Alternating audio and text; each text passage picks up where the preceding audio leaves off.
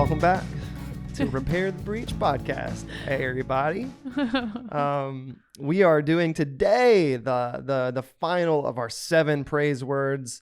We went through the Hebrew expressions of praise and here, not just in our language, but in many languages, it boils down to just praise or worship, and it's sort of a not silly, but it's like I don't want to say it dumbs it down, but it definitely takes simplifies it. That's a better way of saying it. Tact. Yeah, tact. That is not my spiritual gift. But yeah, it simplifies it down to just praise. But in Hebrew, it has it as like 7 different expressions, at least in the Bible. Right. So we went through all of them week by week, and we are on the final one. And this one is I think, one of the most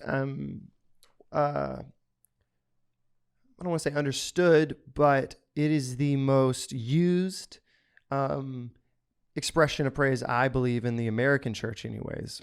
Of the physical expressions. Sure. Minus the song or just singing songs. Right. This is Yadah, and it means to lift your hands. Right. Let me read the exact definition so we can just have it on record.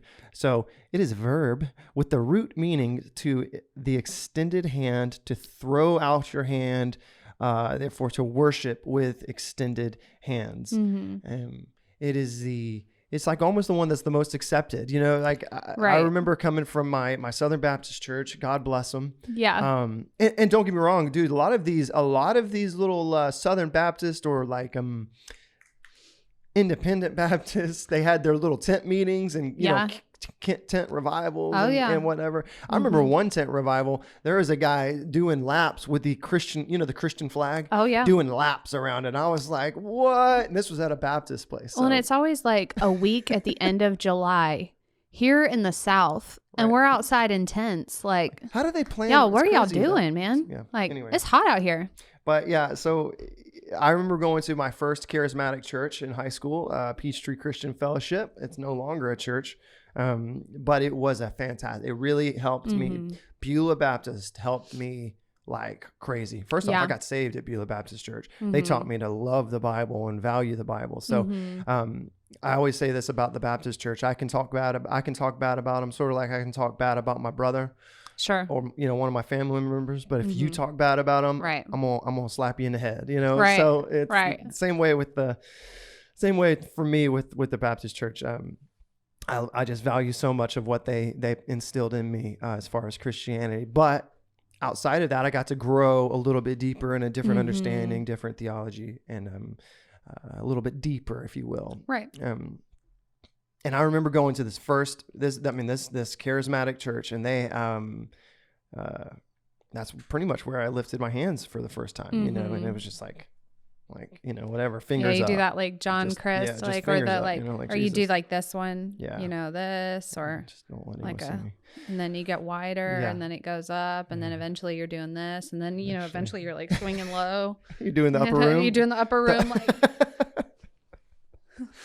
like you're on that ride at the carnival that does the big pendulum. As long as you have long hair. If you have short hair, it doesn't work as well. It's the anointing's in the long hair. If the Bible has taught us anything, it's that Nazarite swing right there. You got to have the long hair and the swing. That's where the anointing is. The Nazarite swing. That's what we're going to call it now. We just coined it. The Nazarite swing. First, folks.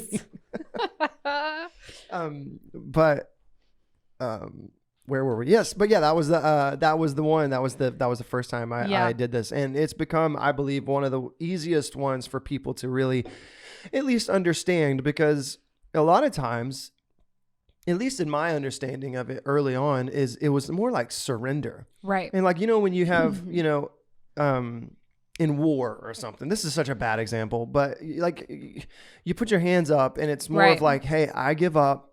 I surrender. Yeah. I am all yours. Like take me. You're good. I'm good. Right. And I always thought of it that way, but that's sort of a doom and gloom way of thinking about it. Yeah.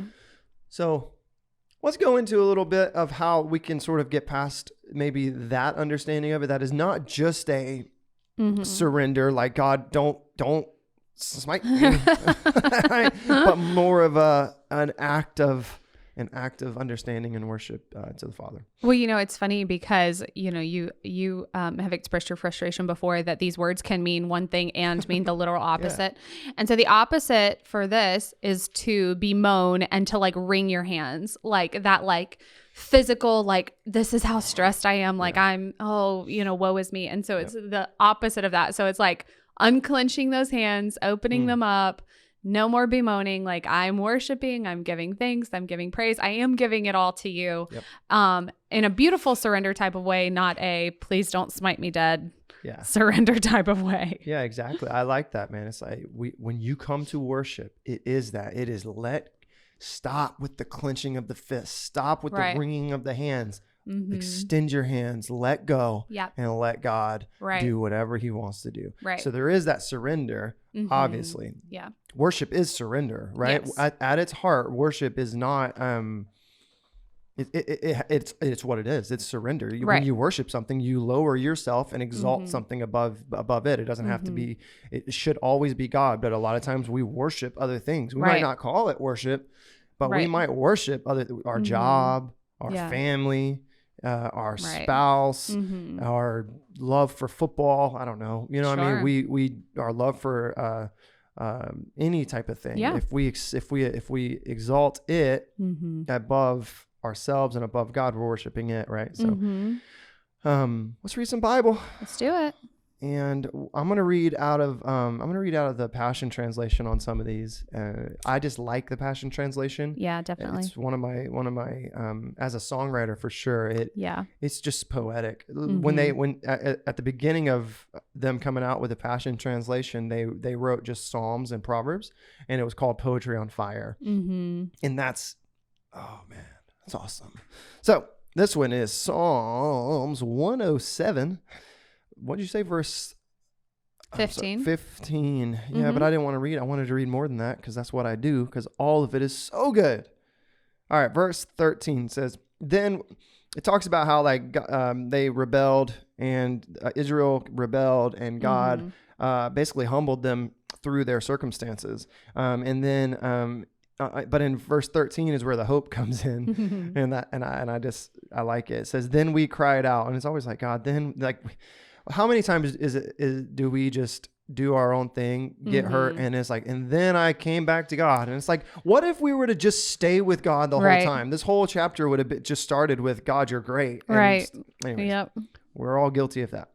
Then we cried out, Lord, help us, rescue us. And he did. His light broke through the darkness, and he led us in freedom from death's dark shadow, and snapped every one of our chains. This is where it comes into this Yadah, verse 15. So lift your hands and give thanks to God for his marvelous kindness and for his miracles of mercy for those he loves. I'm going to keep going because I like it. He smashed through heavy prison doors and shattered steel bars that held us back just to set us free. And it says, some of us were such fools, bringing on ourselves sorrow and suffering, all because of our sins. Oh, it gets sad again. And then it's like, then God help us, rescue us. And he did. God spoke the words, be healed, and we were healed. Deliver us from death's door. So lift your hands and give thanks to God for his marvelous kindness and for his mercy, his miracles of mercy for those who he loves. I love the Passion Translation too. They do a good job of like making it like you recognize that this was a song. Yeah. Like, that was the same verse. Verse 15 and verse 21 are the same verse. And it's a refrain in a song. So lift your hands and sing praises to God. That's one of my favorite. I like that a lot. Ooh. Come on. Well, and he does, and in that translation, they used that word picture of lifting the hands. Yep. In the ESV, it says, let them thank Yadah, the Lord, for his steadfast love, for his wondrous works to the children of man.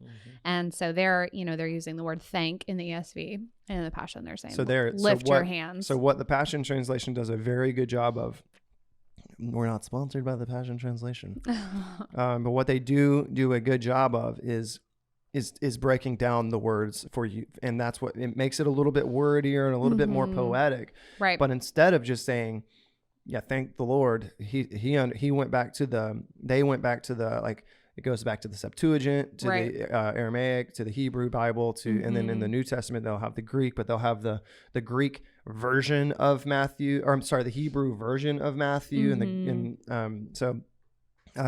they go back and they break it all down for you. So instead of saying thanks, he went back to the Hebrew and saw that this was Yadah, and that means to lift your hands.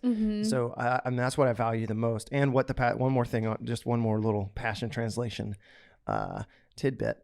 On the bottom of it, it has the just sort of how they got there. What's it called? Yeah, some footnotes. They had little references, footnotes on the bottom, and so it'll say like, why did we say it this way? Well, here's why, and you can go back and look up in the Septuagint. It says this, and in the Greek Bible it says this, so you can go back and look at it yourself and do the study for yourself, rather than just sort of, this is what the Bible says, so believe it. Which I think that's what you should do. Well, but you mean like English translation. And here's what the English translation is: just take it at that English translation. Like, no, there's so much more of a picture and stuff to learn from the original texts. Yeah. So I hope that these past 7 weeks of this have helped that type of maybe just understanding that we do need to dive deeper into these words. That it's not just God, thank you for being great. It's I'm going to lift my hands to you and praise you. How many times does this occur in the Bible? It occurs 115 times in the Old Testament when you use the New American Standard Bible. 114 if you're using KJV. The primary uses are, it's translated as give thanks 59 times. So that's the biggest, is giving thanks, lifting your hands in thanks. Praise 17 and confess 16 times. So, and of course it's David, either in Psalms or in First Chronicles, that, really loads up the praise words. And so it's found 64 times in Psalms, followed by 9 in First Chronicles and 8 in Second Chronicles. So that's really he really loads it on, with about 81 uses of this word. And so, there's only a couple scattered throughout the rest of the Old Testament. Do you remember the first time that were you always just in a church where, I know you're always in a church where you just, y'all did some of these. Do you remember breaking free from that, fear of pride? Cause Kayla's the crazy one in worship. She's the David of now. she's the one that's going in heavy on in worship. And so do you remember, what was your... Yeah, I think I was probably... So my church was... The church that I grew up in, New River Community Church, had been... So when I was about 3 years old, my parents joined with a couple that they had gone to college with, Scott and Sandy Mitchell, and another couple, Fred and Sheila Gilkson, and they planted a church in Douglasville, Georgia, and that kind of... it grew and it changed and the locations changed and things like that. And so we finally merged with a Baptist church, right there on Fairburn Road, and became a non-denominational church, New River Community Church. And, as the pastor was diving in and learning, because he had grown up Baptist, went to a Baptist college. So my parents, so they went to Tennessee Temple University. So it was a Baptist college. They grew up pretty Baptist. And so that really informed kind of just how things went. Right. But they were always they were always worshipers. They all had, my parents included, just really had a heart for worship. And I think probably my mom, is the one that really just kind of showed me that freedom in worship, because she does not care. Yeah, your mom has no shame. She has no shame. She will sing at the top of her lungs if nobody else is singing. She will go in, and she will cry and worship. It doesn't matter. She is led by the Spirit. And, of course, as a tween, I was oh, this is so embarrassing. I can only hear my mom and everybody else is kind of mumbling the words. And, but I just remember being, probably 10 or 11, and, we didn't have kids church, or I didn't go to kids church or something. And I remember being in worship and then just lifting my hands. And it was funny because I was the only one doing that at the time. Like everybody else was worshiping, but they weren't lifting their hands. But I remember that day, like we're sitting on the right side of the sanctuary, and I just remember like lifting my hands, and we're probably in like the third or fourth row, and just remember being like, okay, everybody can see me doing this, and but it was so freeing because I just had I was listening to the Lord telling me to do that. It was just an answer of obedience. And then it was funny because that really did spiral in the congregation, not anything I did, but it was just like we've talked about before, like you get the freedom when you see somebody else do something. It's like you finally break free, It's an icebreaker. So it's pretty cool. Yeah, it's an icebreaker. It's, you always see people respond like at church or something. When one person does it, right, more people do it. Yeah. Because it gives people the permission, if you will. Right. Like it's not that, I know a lot of times for me on stage, like when I'm leading or speaking, I have not spoken in front of anyone, like as far as an altar call, but I'm saying if I'm saying like, hey, let's lift our hands, or let's do this, or if we're singing a song and someone lets out one of those Shabbat shouts. Yeah. Is that right? Shabbat? Yep. Yeah. Shabbat. If one of the Shabbakers goes Shabbaks, goes and gets Shabbakin. Someone else does it.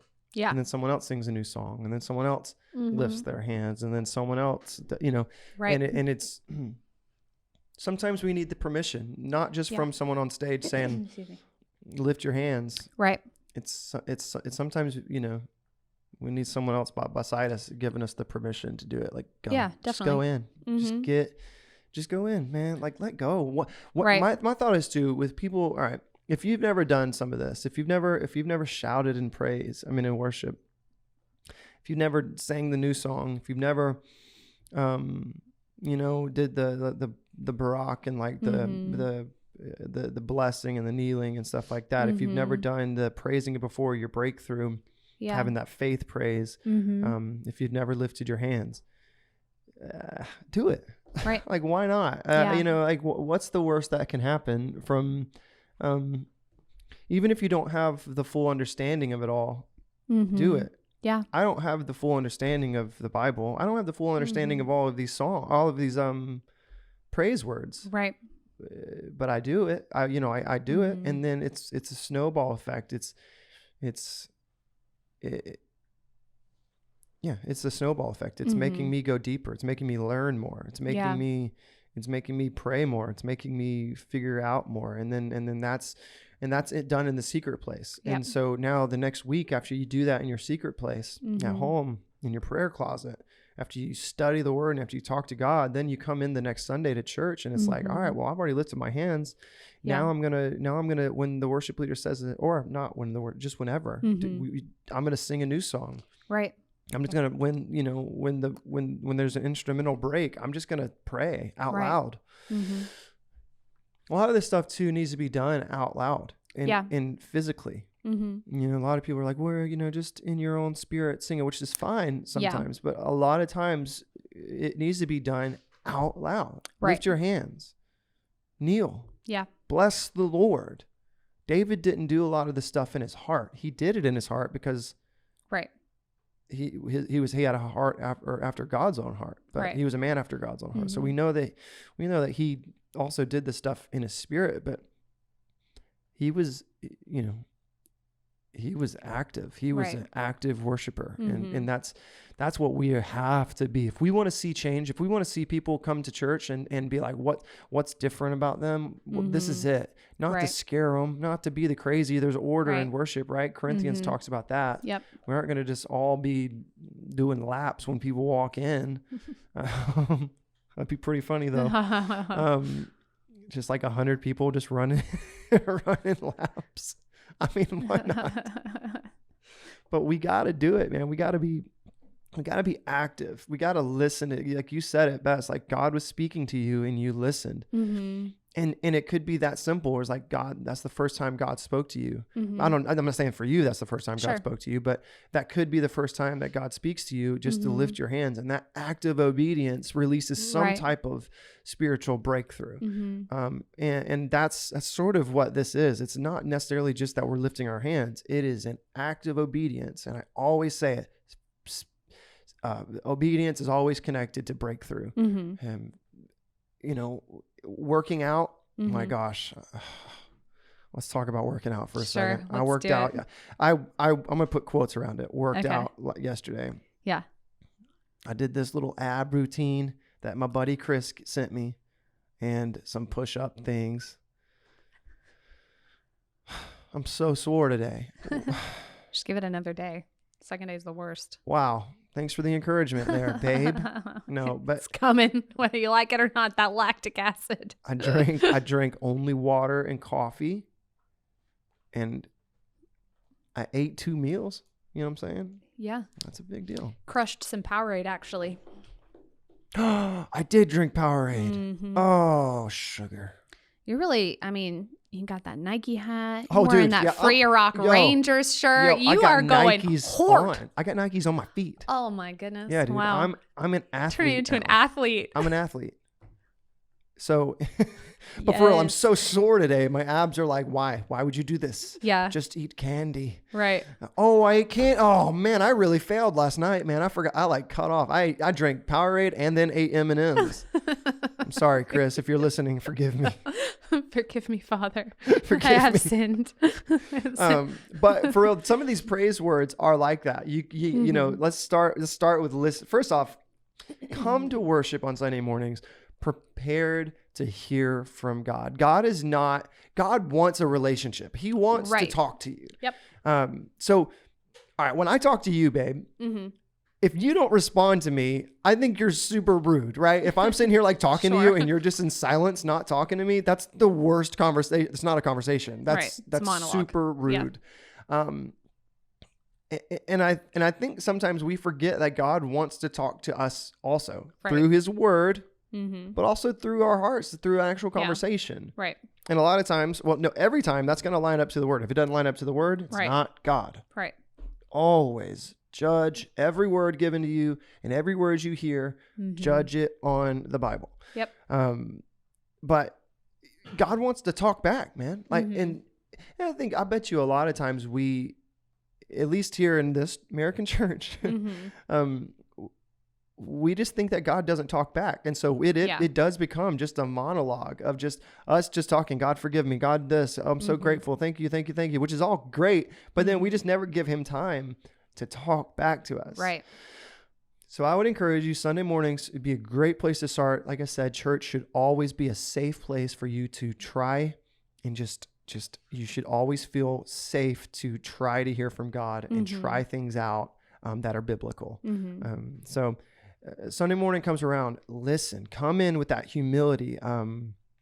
What's the humility word? That's the bless. That's the barak. It's more of like this bless, this humility. Come in with that humility and listen. Just sit and wait for God to talk to you. And then when he talks to you, do what he says to do. And it might be as simple as lifting your hands. That week, do that. Do it the whole time, man. Like stinking Moses. Like, lift your hands. If you need someone to come and hold your hands up, lift them up. Be obedient.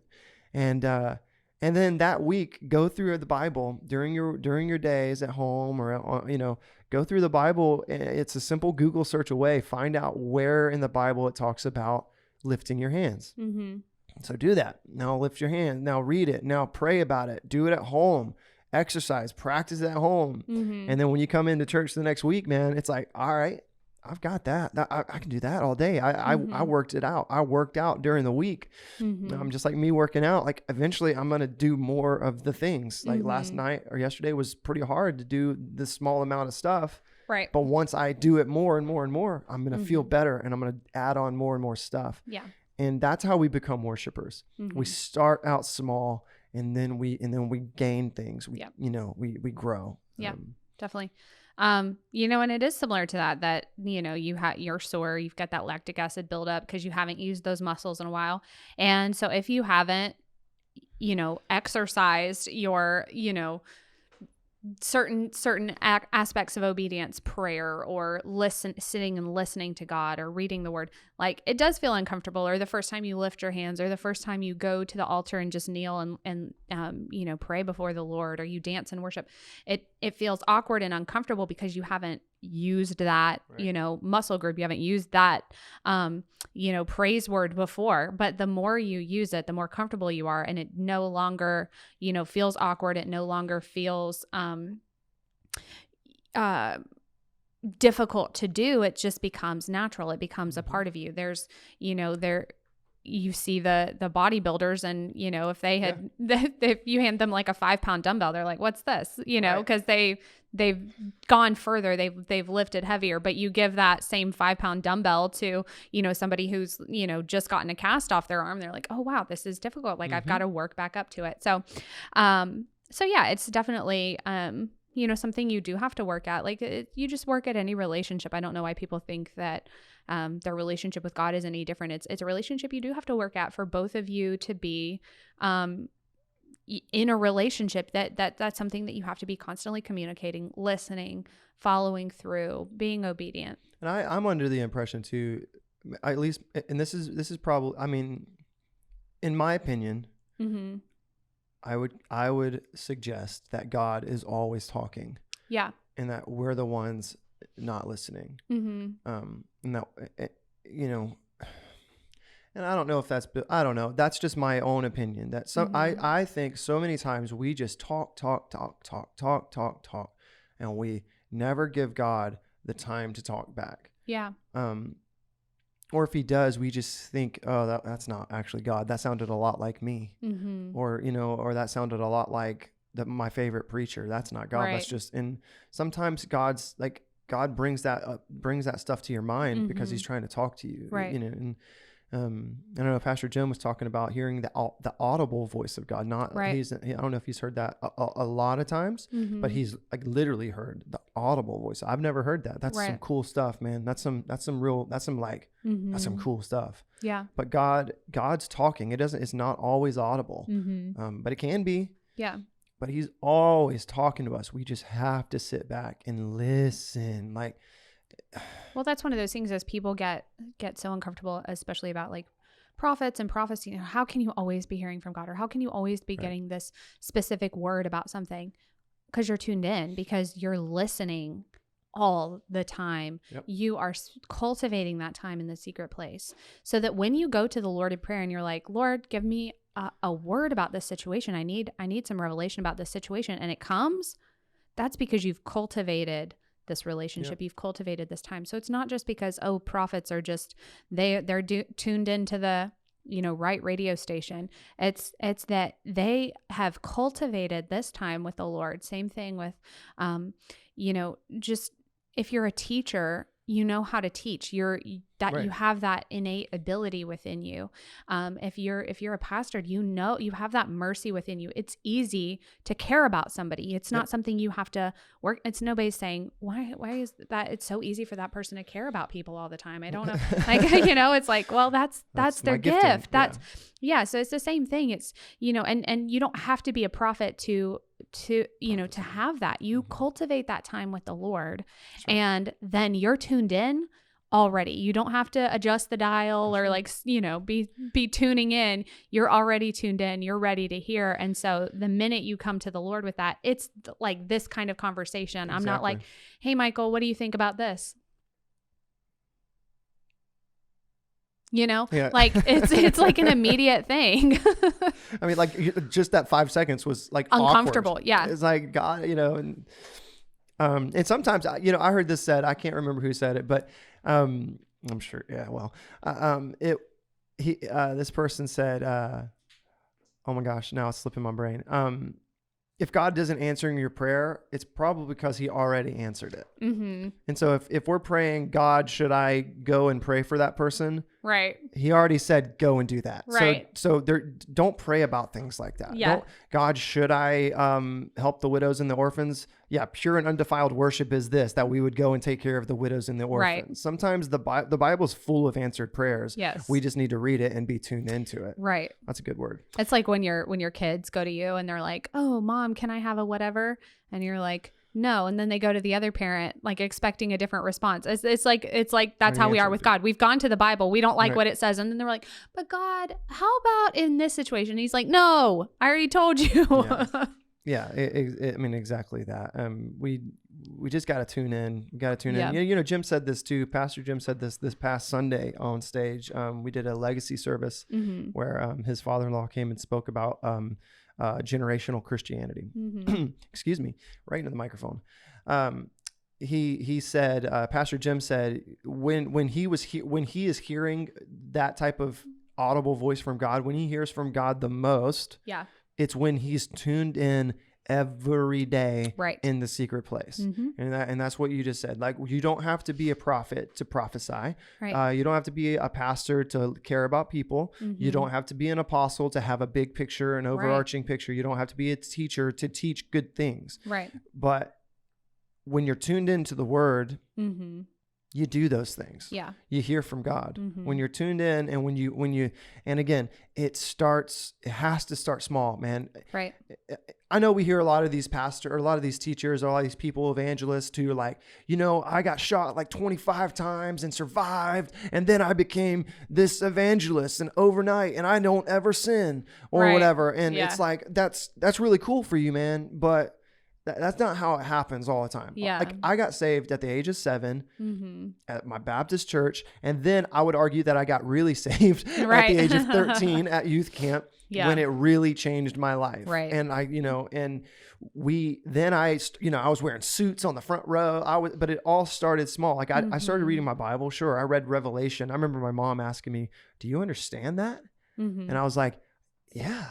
I didn't, dude. I didn't understand. I still don't understand Revelation all the way. So I was like, no, but I was reading the Bible slowly. And it all started small. I didn't lift my hands, like I said, until I was like 17 years old. But so I wasn't immediately from the age of 13, this like worship leader guy who can do all the things. And like, I didn't even play guitar at the time, you know? So it's a journey. The Bible calls it sanctification, but it's a journey of glory to glory to glory to glory to glory. So start small. Don't let someone next to you at church on Sunday mornings who's kneeling, who's laying down flat, who's bawling, who's singing this a beautiful new song, who gets the microphone and prays this eloquent prayer. Don't let those people discourage you because you're not there yet. Let those people inspire you. Get what you can from them. If you want to be a millionaire, hang out with millionaires. If you want to be a bodybuilder, hang out with bodybuilders. Let them teach you things. The same goes with spiritual maturity. If you want to be spiritually mature, if you want to go from milk to meat, if you want to go from being a childish thinking to adult thinking in the spirit, hang out with these folks. Hang out, learn from them, gain. Dude, I soak up everything I can from you, my wife, from Pastor Jim, from Bill Johnson. I don't know him, but I mean, what I gained from his YouTube stuff, from my buddy Steven, from Jake, from Chris Oliver, all of these people that are spiritually mature. I soak it up. I want to know, like, tell me about it. I want to understand so I can get better and better and better and better and better and better and better. So I can worship God deeper and deeper and deeper. So I can understand him. So he can talk to me or so I can hear him speaking more clearly. Because so many times we just get in our head. Like when I hear Stephen Hardwick, y'all, when I heard him lead worship, he just has like this, he's anointed.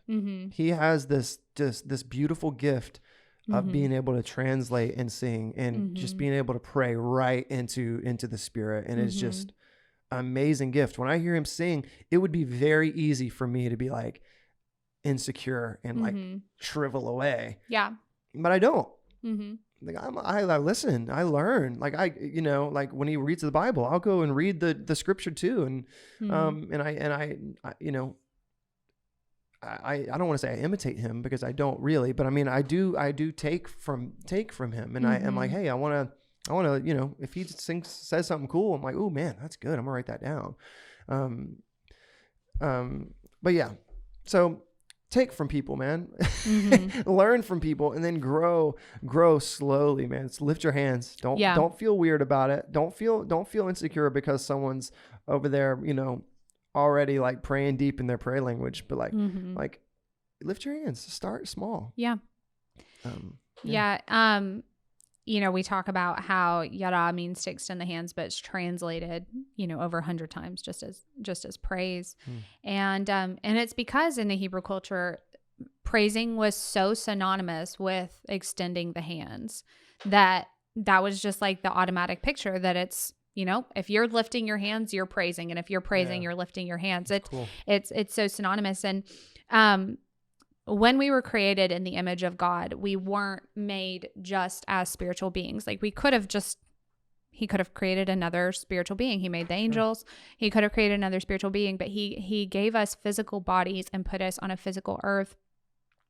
And we use our bodies to express our inward spirit. So what the Lord's speaking to us, we put out with our kneeling, with the lifting of our hands, with the dancing, with the singing, with the shouting. And, Emerson's awake. So, our bodies are not bad by design. They are to be given to the glory of God. And God has a very specific design for our bodies. You hear it a lot in reference to sex. It's like, God's design for sex has been co-opted by the world, and there's, it has been defiled by the world, but God's intention for sex is for a man and a woman in marriage, and for only those two people, because it is a marriage of the spirit and the body, because the two become one flesh, and becoming one flesh, they're uniting together, uniting with the Lord, and their spirits are to be compatible. That's why he talks about being equally yoked, because your heart and your mind and your spirit, they're all connected. And I'm sorry, babe, I didn't mean to interrupt you, but this sort of takes it like even deeper, that lifting your hands is not just a physical act, but a prophetic act. Yes. I'm lifting my hands as a prophetic act, that I am connecting with the Spirit. My body and my spirit are connecting with the Holy Spirit. Yeah. I mean, there's, you have, just like you take your thoughts captive, right? Like, the enemy tempts you in your thoughts, and being tempted is not the sin, it's acting on it, but it starts in your thoughts, and where your thoughts go, your body follows. So, whatever you're thinking about, that's why I think on these things, the things that are pure, that are lovely, because you're going to act out those pure and lovely things. But when your body, just like your mind, has to be taken captive. So take it captive and make it do what your spirit's saying to do. There's so many times where we hold our bodies back, or we act in a way that doesn't please the Lord, but it's uniting that spirit, soul, mind, body, strength, everything, uniting it all for the glory of God. So make your body proclaim the glory of God. Sing, shout, dance, lift your hands. Your body is that prophecy. And you're laughing because I guess you read ahead in my notes. I did. So we this is a good. Listen. I'm gaining so much from this episode of this podcast. And I'm on it. So this is good. But let's take it. So we're watching this show Ted Lasso right now. Yeah. And it's, by the way, it's easily my top 5 favorite shows of all time. Yes. I love this show. It is the sweetest show that I just didn't expect it to be so wholesome. Yes. And also at the same time not wholesome, so don't let the kids watch it. It's not a kid's show at all. It is an adult show. Full of language. Yeah. What do they fruitful language. Fruity language. Fruity language is what they call it. It's British. But yeah. So on this show, for this one of the characters, Rebecca, she would basically, if she felt insecure, she felt like she wasn't big enough or good enough, what she would do is she goes in the, like, she like gets alone with herself or goes to the bathroom and like makes herself like big. Yeah, she and says mean. she stands on her tiptoes and like does her hands as wide as she can and expands her face and mouth and just gets huge. So I guess she just psychs herself up. Yeah, she says she just likes to take up as much space and makes herself feel big because she's the owner of this football, or as we know it, soccer club in the UK. And so she's around a bunch of guys because it's men dominated, owners of these clubs and stuff. So she goes into these events and she's the only woman and she has to feel as powerful and, part of the conversation as she is, and not shrink back. Right. And so she says she just goes alone by herself and gets as big as possible before going in the room. I guess, so connect that back to... Yes. So it comes back to posture psychology, right? So, yeah, sure. I think we've all, well, we're all kind of familiar with posture psychology. Like, if somebody's standing here like this doesn't, you automatically assume they're closed off. But if somebody's, hey, like this, it's posture psychology. Somebody's smiling, they're happy, What happens if they're doing this? They... So there's a study by Amy Cuddy about taking up space, and it's that when your body takes up more space, your body produces more testosterone, men and women. Body produces more testosterone and fewer stress hormones like cortisol. So there's a science behind man spreading, you guys. See, that's why we do it. Y'all thought we were just being man. When you're just, it really is. It's a physical thing produced by your psychology influences your physiology. So you take up that space and your body's immediately like, yes, like I'm powerful. I've got this testosterone, like I'm big, I'm important.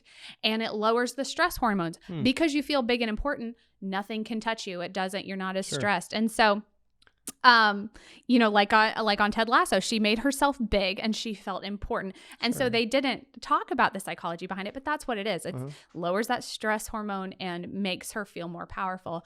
So there's something to be said for this posture psychology, this, the way that you are, what you're doing with your body influences your mind and influences your spirit. So what you're doing with your body, lifting those hands, kneeling, even if you don't feel it yet, if you're doing it in obedience, that's going to influence where you are. So you're like, I don't know if I should. I don't know, if you're waffling, just do it because then that breakthrough can come. I was like, I think when I was like 10, my hands were probably going like this, like shaking to go up. And then now it's like, that's super normal. Like I'm in the car, like praising with the kids, my hands like flying around. So it becomes second nature, but it starts with that obedience, like starts with, getting big in the secret place, go alone in the secret place and you feel, and you feel that become more natural. So your physiology can influence your psychology and your psychology can influence That's your actually physiology. very, very, very, this is what I love about cerebral people is that's a fun connection from science to the Bible. That's beautiful. I love that. So basically man spread in the spirit. Is that what we're saying? Man spread in the spirit. That's going to be our new podcast name. Yes, we're changing it from Repair the Breach to Man Spreading in the Spirit. That'll have to be the title of this one for sure. Episode 12, Man Spreading in the Spirit. What? Yadah. Yeah, these people talking about butts and man spreading. Anyway, just to close up, that's good. So go home and do that. Lift your hands. Yep. Dance. I remember Bill Johnson said this. He said the first time he danced, he closed, it was like at night, 10 o'clock at night. He closed all his blinds, his curtains, to make sure that no one could see him. Like who's at his house in the mountains? So he wasn't dancing like nobody's watching. He was dancing because nobody was watching. And it was on purpose though. And it started it there. He had to cultivate the comfort with it. Exactly. And that's what he did. And it was like God wanted him to dance. So he did. And that's do that. Be at home, man. Sing that new song. I love seeing people do a prophetic act of worship for the first time where they're like, oh, the Lord's telling me to do this. And they do it for the first time. And it does look sometimes like a baby deer learning to walk or something, and they're like, oh, I don't know. There's that like imbalance, but then how quickly it goes into comfort. Yep. It's incredible. Like when I sing a new song, when I do spontaneous type of thing, Mm-hmm. it almost every time it looks like, at first, it looks like a baby deer trying to walk. Yeah. Because what in my brain, I have a picture of what God is saying, and I'm Right. trying to translate a photo, basically like a Polaroid Right. in my brain, into words, Yeah. but also into words that rhyme Yeah. on the spot. And so I'm just like, I see trees of me, Yeah. flowers too. Yeah. No, Oh, but wow. I wrote That's that. great. Yeah, I wrote that song. You're so But good. you know, but it's hard to. It looks awkward at first, but it Mm-hmm. always ends up landing. Well, not always. Most of the time, it lands smoothly. Yeah, right. A little turbulence, maybe. Yeah, I was but- about to but- say sometimes it's those, One of developing country type of airfields. Oh, wow. Yeah, right. You know what? DC's, Washington, DC's, is that the one that you fly in over the river and it lands right over the river? I think that's the one. And I know, I think it's DC. Mm-hmm. And I remember going up there one year and the wind was blowing. It was during winter. Uh-huh. It was like, wow. And dude, we were so close to the water. And I was like, if our wing just clipped, bro, we're like, it's over. And Yeah, but obviously, you're gonna have a Sully situation. no, it would have been death. Oh wow. Okay. Anyways, that's good, babe. I really, really like that. Yeah. We need to. I'm probably gonna clip that. That's good. So be Rebecca on Ted Lasso, y'all. And Repair the Breach does not endorse Ted no, Lasso. we definitely don't. But it is a fantastic, hilarious show. Michael and Kayla personally endorse. Yeah. Repair the Breach podcast does not endorse. Well, let me just read one Bible verse. Yeah. I'm gonna go to Psalm 139, verse 14, and then we'll close out. 'Cause I think. Before that, I do want to bring in Genesis 29:35 when this word was first used.